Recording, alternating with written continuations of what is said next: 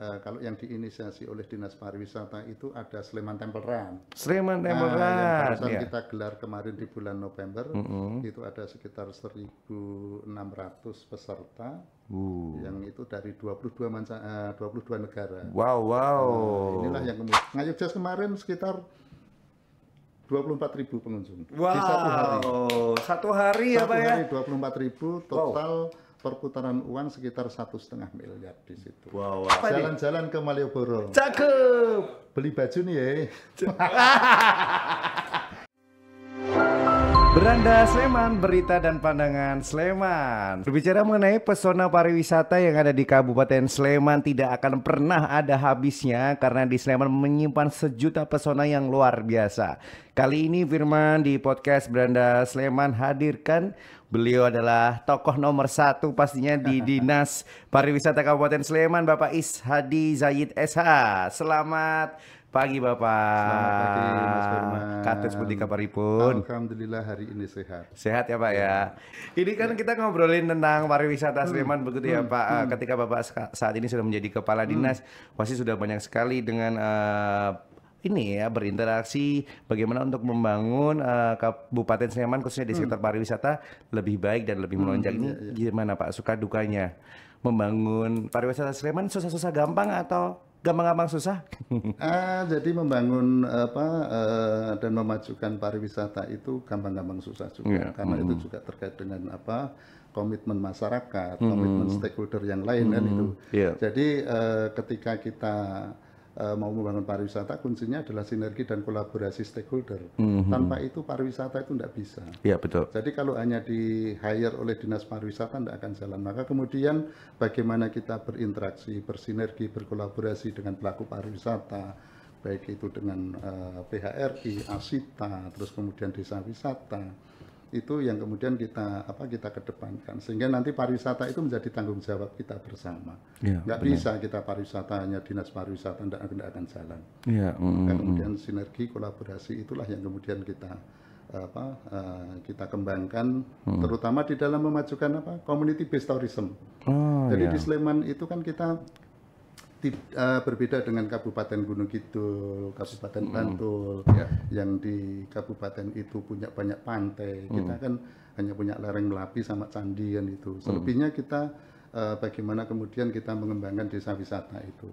Karena desa wisata itu secara tidak langsung, meskipun tidak langsung memberikan kontribusi kepada PAD, tetapi kontribusi bagi peningkatan perekonomian masyarakat itu luar biasa. Tinggi ya Pak ya? Tinggi sekali, sehingga lokomotif perekonomian itu ya boleh dibilang dari pariwisata. Maka kemudian ketika pariwisata maju di satu desa, maka perekonomian warganya juga otomatis dia akan maju. Karena ada sebuah produktivitas ya Pak ya di desa itu ya pasti.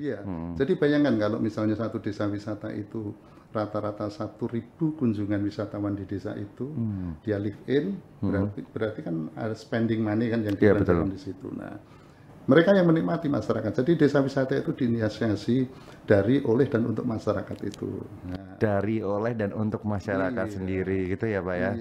Tapi kalau desa wisata di Sleman ini emang banyak banget juga ya Pak ya? Sementara ini yang tercatat di kami itu ada sekitar 80 desa wisata. Dengan kategori desa wisata mandiri itu ada 12. Terus kemudian yang maju itu ada sekitar 17, selebihnya rintisan dan berkembang. Nah, yang ini yang maju dan mandiri inilah yang kemudian bisa menggerakkan perekonomian warganya. Karena kalau live in di situ berarti dia homestay-nya laku. Terus kemudian dia makanannya juga laku. Orang kan butuh sarapan, butuh makan malam juga. Betul. Terus kemudian oleh-olehnya, souvenir dan yang lain-lain itu. Sehingga subsektor ekonomi yang melingkupi pariwisata itu kemudian berjalan baik di desa wisata itu. Tapi kalau melihat masyarakat secara luas dan secara umum, ketertarikan dengan desa wisata yang ada di Sleman bagaimana Pak? Ini wisatawan-wisatawan luar, dalam gitu. Jadi saat ini orang-orang itu kan ada pergeseran kan minat untuk wisatawan kan itu.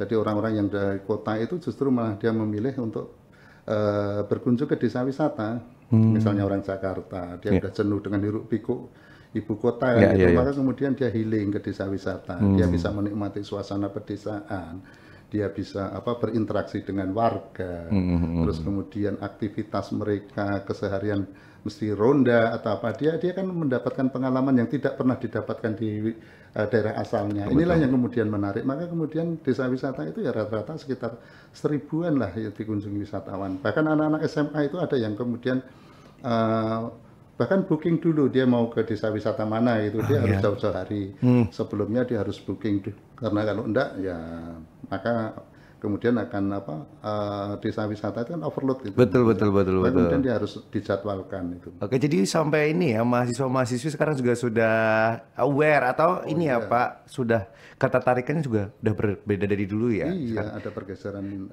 minat wisatawan itu. Jadi yang kalau mau ke desa wisata Slemanis langsung kita menuju. Ada beberapa banyak ya Pak ya, kalau 80 tadi ya. Pilihannya biasanya ada tawaran apa aja sih Pak selain penginapan gitu? Iya kan bisa dia beraktivitas seperti orang masyarakat desa, dia bisa bercocok tanam. Experience-nya dia bisa bercocok tanam, dia bisa ronda, dia bisa ikut gotong royong. Bahkan ketika ada acara-acara yang sifatnya budaya atau ada tradisi, dia bisa ikut di situ. Itu kan experience bagi mereka. Oke. Tapi Bapak sempat merasa ini nggak sih Pak, susah untuk mungkin ada program yang mengatur bagaimana perkembangan atau pengembangan dari teman-teman di desa wisata?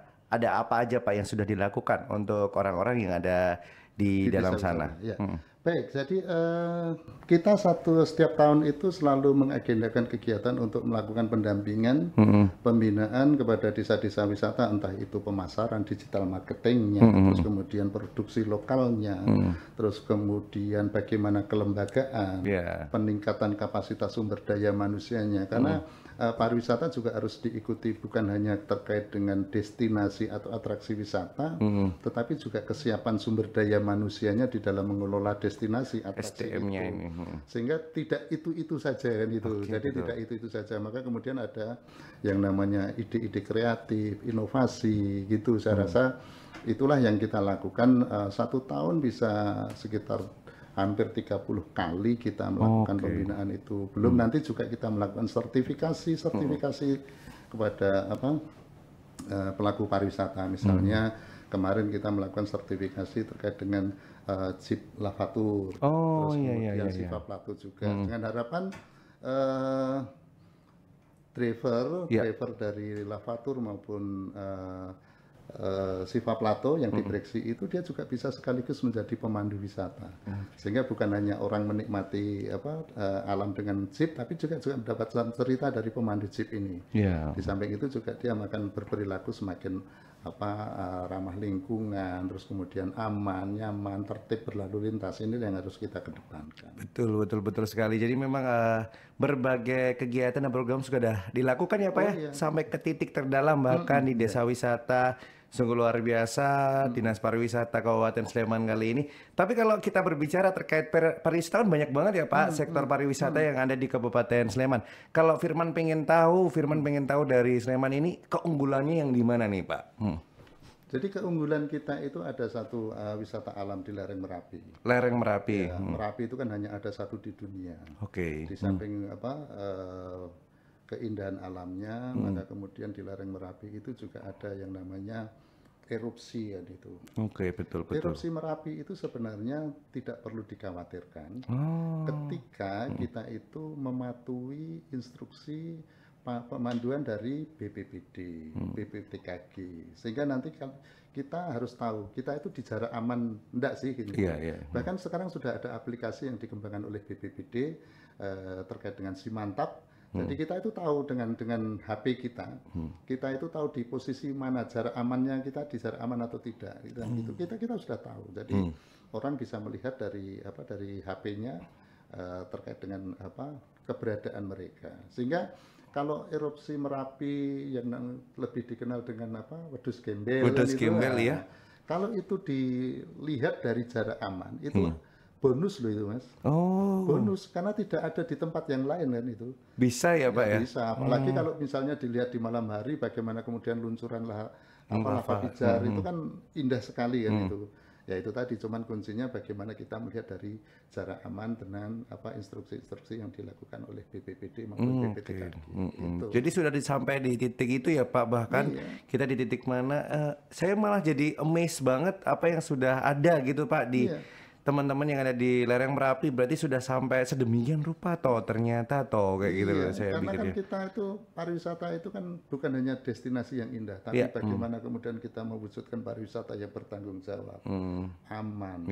Itu kan keamanan itu kan menjadi faktor utama. Betul. Terus bagaimana setelah kita aman, orang itu nyaman kan itu. Kalau orang itu sudah aman nyaman, maka kemudian dia akan pulang membawa kenangan yang baik, kenangan yang indah. Dan itu sehingga nanti dia akan datang dan datang lagi.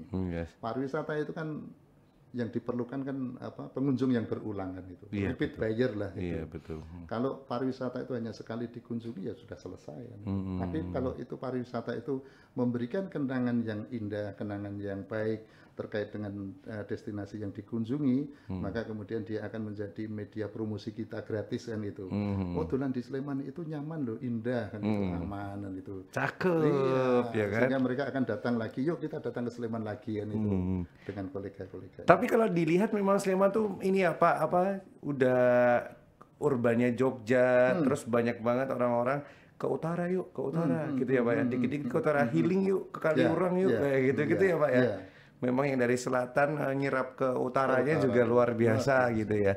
Kalau kita berbicara terkait dengan sektor pariwisata tadi salah satunya ada lereng Merapi. Kalau event-eventnya Pak, ini Pak, ada event apa aja nih tahunannya, annualnya, skala internasionalnya? Itu ya.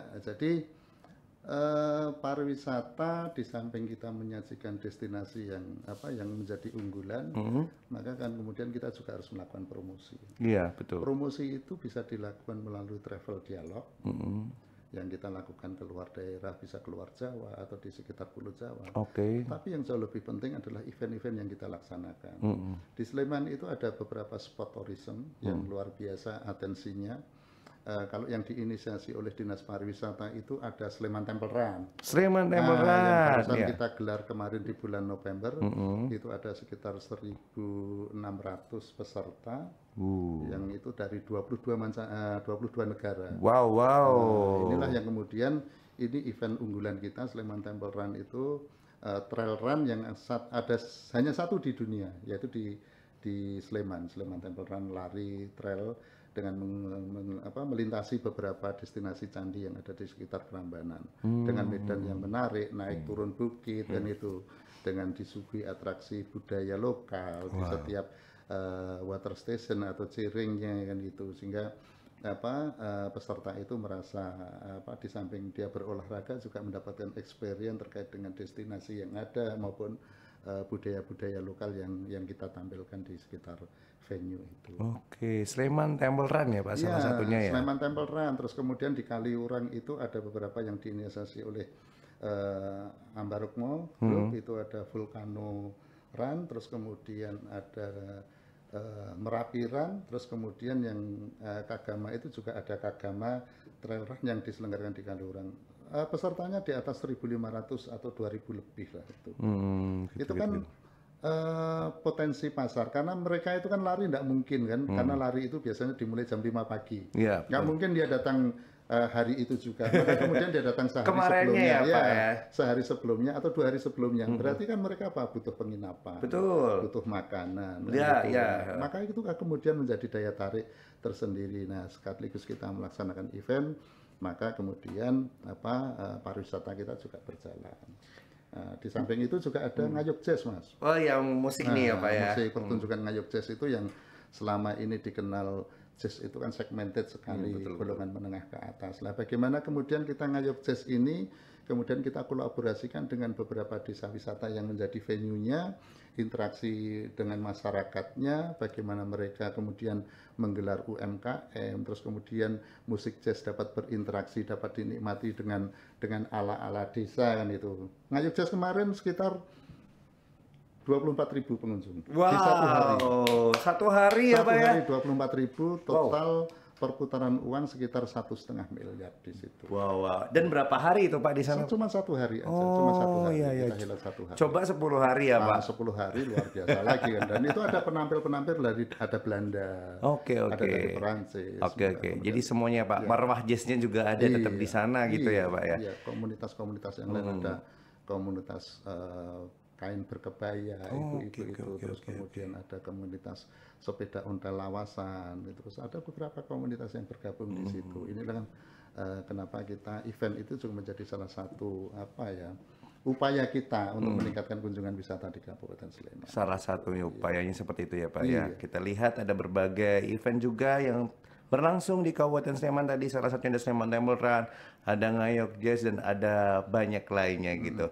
Pak Isadi Zayid, Bapak, kalau tadi kita ngobrolin terkait dengan beberapa objek wisatanya, sebenarnya kalau pembagian wilayah atau pemerataan, pembagiannya zonasinya seperti apa sih Pak? Sleman Barat, Sleman Timur, lalu apa aja keunggulan dari masing-masing ini? Baik, jadi kita itu kan membagi pariwisata ini berdasarkan karakter wilayahnya. Kalau di lereng di Sleman Utara itu sudah tumbuh berkembang dengan baik dengan lereng Merapi dengan beberapa atraksi wisatanya. Di Sleman Timur ada Tebing Breksi, ada Obelik, ada Candi Prambanan, Candi Boko. Nah ini baru kita garap untuk Sleman Barat. Apa Pak? Nah, Sleman Barat ini kan terkenal sebagai wilayah lumbung pangan, daerah pertanian kan gitu. Dan itu penyangga pangan di DIY. Maka kemudian bagaimana kita mengembangkan pariwisata di Sleman Barat itu sejalan dengan wilayah pertanian. Maka kemudian di sana harus kita kembangkan pariwisata yang berbasis agro kan gitu. Sehingga nanti pariwisatanya berkembang tetapi tidak merusak lahan pertanian secara masif kan gitu. Jadi harus sejalan. Pariwisata itu kan tidak boleh merusak alam. Tidak boleh merusak budaya. Kan itu jadi tidak boleh berbenturan dengan itu. Maka kalau itu pariwisata itu sejalan dengan alam, lingkungan hidup, terus kemudian budaya, maka kemudian pariwisata berkelanjutan itu yang bisa kita wujudkan. Itu berarti yang ada di Sleman Barat ya Pak ya? Barat. Kalau Utara udah berkembang, kata Bapak udah gitu loh ya. Tinggal berarti sekarang ini fokus-fokus dibantu yang Barat nih ya Pak ya? Maka event-event itu kan sebagian kita adakan di Sleman Barat. Ngayog Jazz 2 kali, kemarin kita di Sleman Barat, ada di Cibuk Kidul. Dan luar biasanya Cibuk Kidul pasca event Ngayog Jazz ini sekarang lari kenceng nih Mas. Desa wisata Cibuk Kidul. Alhamdulillah berkat Ngayog Jazz, kemudian masyarakatnya juga kemudian bersemangat mempunyai bagaimana kemudian memajukan pariwisata di Gansan. Besok kita juga berharap seperti Cibuk gitu. Jadi event Ngayog Jazz ini bukan hanya sekedar event pertunjukan, tapi bagaimana kita transfer knowledge juga, bagaimana masyarakat belajar untuk mengelola sebuah event sehingga nanti masyarakat setelah event Ngayog Jazz ini bisa mengelola event, saya mau ngadain ini kan gitu. Sudah dapat ilmunya dari event-event Ngayog Jazz. Iya, betul. Sport tourism kan gitu. Secara tidak langsung punya dampak ya Pak ya untuk mereka ya. Itu. Ini bagaimana kalau lihat peran-peran orang-orang muda juga ya Pak? Salah satunya tadi milenial yang dibawa untuk mempromosikan pariwisata gitu ya. Itu juga berdampak nggak Pak dengan acara-acara seperti itu sebenarnya? Sangat berdampak sekali. Karena kan pariwisata, Dinas Pariwisata Sleman ini kan juga punya tanggung jawab ini untuk anak-anak muda kita. Gitu. Ada 2 sih yang menjadi binaan dari Dinas Pariwisata itu. Yang pertama adalah Saka Pariwisata Sleman. Itu memberikan ruang bagi anak-anak muda pramuka penegak itu untuk kemudian bagaimana mereka terlibat di dalam aktivitas yang terakomodir terwadai di Saka Pariwisata. Mereka ada beberapa kejuruan, ada yang kemudian ada di event organizer, terus kemudian ada kepemanduan, dan banyak lagi lah yang kemudian itu menjadi wahana bagi mereka untuk belajar bagaimana. Di samping itu juga menjadi duta pariwisata. Terus yang kedua adalah Dimas Diajeng, bagaimana kemudian kita memberikan wadah bagi mereka anak-anak mahasiswa yang kemudian tertarik kepada dunia pariwisata. Nah, ini kemudian kita wadahi di dalam Dimas Diajeng ini, dan luar biasa Dimas Diajeng Sleman itu beberapa kali mengikuti di provinsi dan langganan juara satu ya. Iya. Tepuk tangan lagi dong. Memang Dimas Diajeng Sleman ini karena orang di balik layarnya juga yang luar biasa nih ya Pak ya. Nah, semuanya kan gitu. Jadi kalau kita kan cuman bagaimana tuturi handayani kan gitu. Tapi bagaimana teman-teman kemudian ya itu tadi memberikan wadah bagi anak-anak muda itu yang tertarik di situ. Kalau gitu saya mau kasih pantun buat Pak Isadi, boleh lah ya. Boleh. Buah nangka, buah stroberi. Cakep. Tepuk tangan untuk Pak Isadi. Simpel banget nih. Iya, tapi memang kalau ngobrolin Ada satu pantun. Oh, boleh Pak. Apa nih? Jalan-jalan ke Malioboro. Cakep. Beli baju nih ya. Ya bener lah, ya bener toh Pak. Belanjanya di Malioboro juga boleh ya kan. Oke, ini Pak, tadi saya tuh penasaran juga bagaimana kalau dalam sebuah sektor pariwisata ini kan kita bukan disampaikan win-win solution, tapi ya multiplier efeknya juga besar. Dari daerah ke teman-teman yang ada di bawah, dari teman-teman juga kembali lagi ke daerah. Ini kalau dari kontribusi sektor pariwisata di Sleman untuk daerah sendiri bagaimana nih Pak? Baik, jadi ini yang membanggakan, ini yang membuktikan bahwa pariwisata itu menjadi lokomotif perekonomian. Itu buktinya adalah bahwa hampir 30% PAD Sleman itu kontribusi dari sektor pariwisata. Ini yang luar biasa kan itu. Jadi sektor pariwisata itu menyumbang pendapatan asli daerah di Sleman itu ya nomor 2 lah setelah pajak kan itu. Pajak bumi dan bangunan. PAD-nya dari sektor pariwisata nggak main-main loh Sleman. Jangan main-main sama Pak Isadi. Dan itu yang luar biasa disumbang terbesar dari pajak hotel, restoran. Oke. Pajak hiburan. Kalau retribusi kita sedikit, nggak apa-apa lah. Retribusi kita kalah jauh dari Bantul, Gunung Kidul. Tetapi pajak hotel dan restorannya kita jauh di atas mereka. Cakep. Sehingga tadi ya Pak menyumbangkan PAD yang cukup besar gitu ya. Iya, event besar itu kan efeknya mesti pada pajak itu kan. Ngayog Jazz, terus spot tourism yang saya sampaikan tadi, Prambanan Jazz yang dihelat kemarin 1 minggu. Nggak mungkin orang itu datang lihat Ngayog Jazz hanya sekali datang. Biasanya kan orang dari luar banyak juga. Betul. Maka mereka kan nginep, berarti kan 11% dari pendapatan hotel itu kan masuk PAD kan itu. Cakep. Ini yang kemudian ke depan memang kita harus meng-create lagi ini event-event besar yang itu bisa mendatangkan tamu-tamu wisatawan dari luar DIY bahkan dari mancanegara gitu. Mari bikin Pak, ayo Pak, bikin Pak. Boleh lah nanti Mas Firman bisa bikin event apa di Sleman, kita kolaborasikan kan itu. Jadi, tapi kalau kita lihat tuh benar juga ya Pak. Jadi Sleman ini kalau kita lihat tadi secara yang Bapak sudah sampaikan, kalau nanti banyak pengunjung datang untuk menyaksikan Prambanan Jazz, tapi tidak mungkin dong yang dari luar tidak nginap. Nggak mungkin juga tadi cuma 1 hari 2 hari ya Pak ya. Apalagi yang suka dan ini ya musik edik banget orangnya, menyaksikan line up yang ada di Prambanan Jazz. Setelah itu nggak cuma dari hotel kali ya Pak, mereka makannya juga, ya kan? Terus kemudian destinasi wisatanya kan malamnya mungkin nonton Prambanan Jazz. Terus siangnya mereka berkunjung ke destinasi wisata. Betul gitu. Jadi ini multiplier efek banget ya Pak ya. Luar biasa. Apalagi tadi ya berarti PAD dari Kabupaten Sleman ini 30% ya. 30%. Dari sektor pariwisata. Tepuk tangan lagi dong. Berarti keren banget ya Pak Isadi ya berarti ya Pak. Itu terus gimana Pak sekarang kabar hotel-hotel, tempat-tempat hiburan dan yang lainnya kalau di Kabupaten Sleman sekarang? Berdasarkan informasi konfirmasi dengan teman-teman PHRI, okupansi hotel kita sudah membaik lah. Bahkan di low season itu sekitar 50-60%. Itu di low season kemarin dari teman-teman PHRI. Kalau di peak season itu nanti di libur Nataru ya mungkin orang susah nyari kamar hotel, nginep di hotel itu lah. Bisa ya Pak ya, tapi hotel sebuahnya itu tuh full gitu loh. Ya karena kan Jogja khususnya di Sleman itu kan salah satu destinasi prioritas orang menentukan liburannya itu, oh aku mau ke Sleman aja lah. Sleman masih menjadi destinasi unggulan. Betul. Sehingga orang banyak yang datang ke Sleman. Maka kemudian nginepnya juga di Sleman karena hotel-hotel besar di Jogja ini kan hampir sebagian kan di Sleman. Iya. Nah, maka kemudian tidak heran kalau kemudian pajak hotel restoran kita tinggi karena kunjungan wisatawan kita juga tinggi. Nah, kita berharap nanti di tahun 2024 juga kemudian kunjungan wisatawan kita semakin meningkat, terus pariwisata premium, boleh dibilang premium, itu yang kemudian mereka akan datang dengan membawa banyak uang, membelanjakan banyak uang. Wow. Nah, itulah yang yang menjadi concern kita itu kan bagaimana kemudian kita meningkatkan length of stay. Sekarang masih di angka 1,5.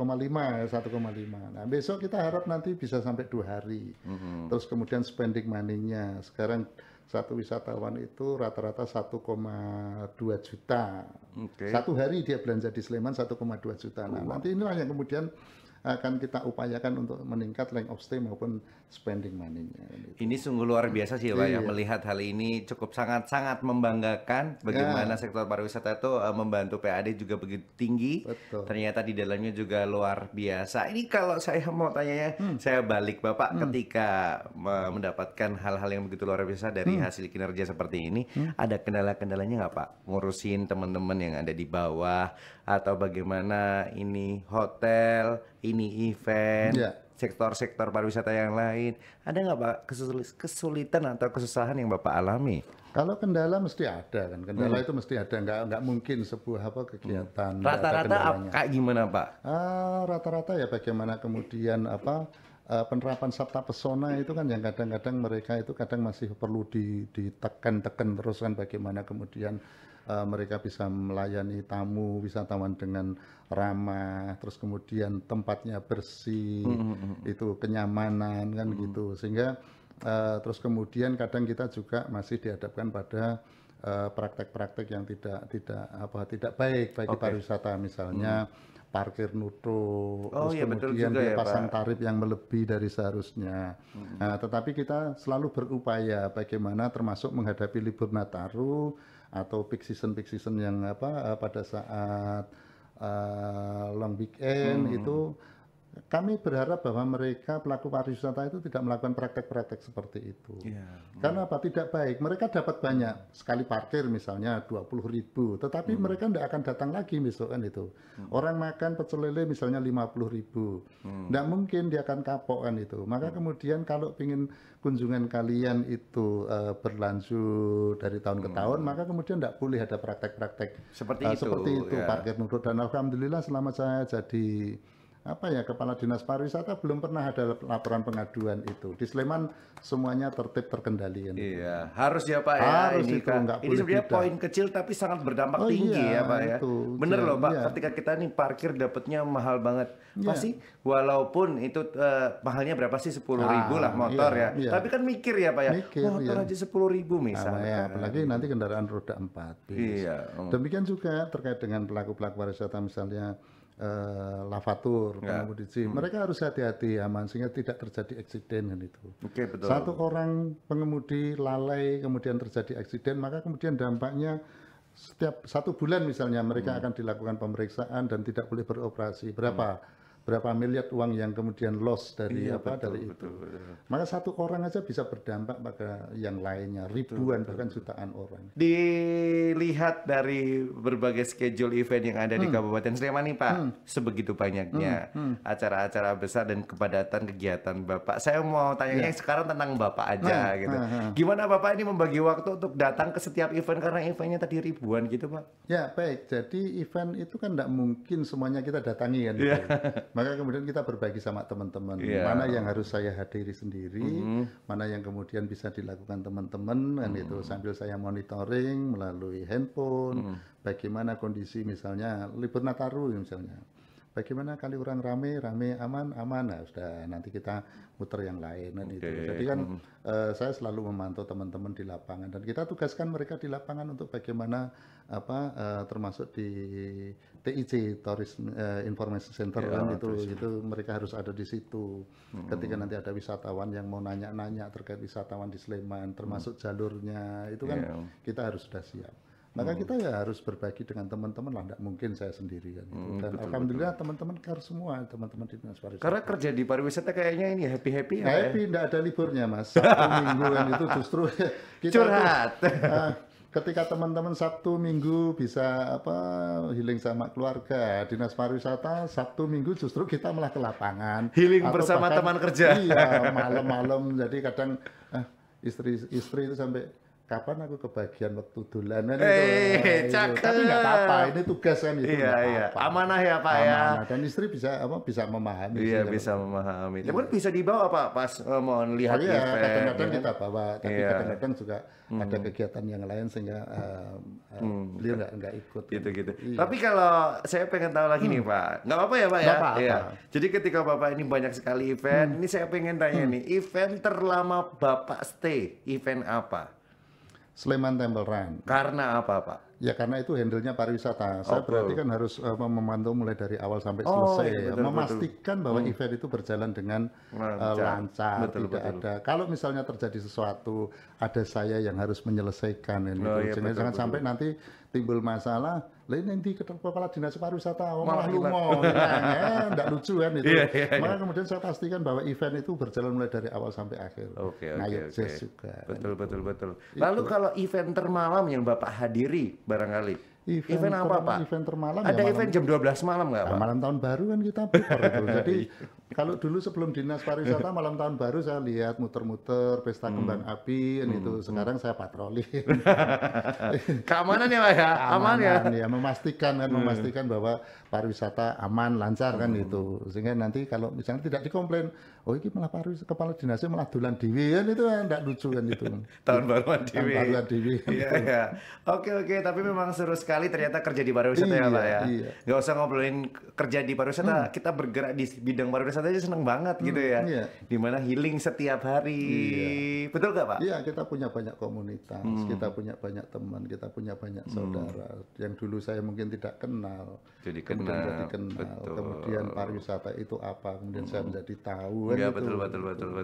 Itu. Ini sungguh menarik sekali sih bagaimana cerita Pak Ishadi Said menjadi orang di belakang sektor pariwisata Kabupaten Sleman loh. Sampai tadi ya menyumbangkan PAD sebesar 30%. Besok ternyata naik 40, 50, 60. Alhamdulillah ya Pak ya. Gitu. Kalau 2024 nih ada kabar-kabar apa Pak? Desas-desus apa dari sektor pariwisatanya Sleman ini? Boleh dibocorin? Nah, kalau pariwisata di Sleman di tahun 2024 saya rasa bagaimana kemudian kita menggerakkan pariwisata di sektor barat dan Iya, itu yang sektor tadi ya, Sleman Pak. Barat itu menjadi concern kita sehingga nanti Sleman Barat juga akan menjadi kebagian kue pariwisata ini. Orang bukan hanya disuruh bertani sementara kue pariwisata yang nikmat yang banyak bagi ekonomi mereka tidak bisa menikmati. Nah, ini kita kembangkan nanti Sleman Barat arah pengembangan pariwisata kita di situ. Ya, mungkin ada yang mau disampaikan dulu untuk seluruh masyarakat Sleman atau Slemanis khusus dari Bapak selaku Kepala Dinas Pariwisata Kabupaten Sleman, monggo. Baik, jadi untuk masyarakat Sleman dan pelaku pariwisata saya hanya berpesan bahwa wujudkan pariwisata menjadi lokomotif perekonomian dan wujudkan juga pariwisata yang berkelanjutan sehingga jangan sampai kemudian pariwisata itu merusak alam dengan budaya kan juga, maka kemudian mari kita wujudkan pariwisata yang berkelanjutan dan bertanggung jawab. Saya mau kasih pantun boleh ya Pak ya?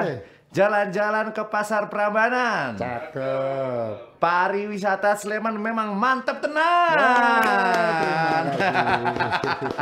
Saya kalau begitu terima kasih untuk kehadiran Bapak hari ini, sukses selalu program-programnya ya Pak ya. Sehat juga untuk jenengan, sukses. Matur nuwun sangat. Dan untuk Slemanis dimanapun Anda berada, jangan lupa terus saksikan podcast Beranda Sleman karena kita hadirkan orang-orang yang luar biasa dari Kabupaten Sleman. Saya Firman Putra pamit, kita ketemu lagi di edisi berikutnya. Matur nuwun Bapak. Terima kasih sama-sama Mas Firman.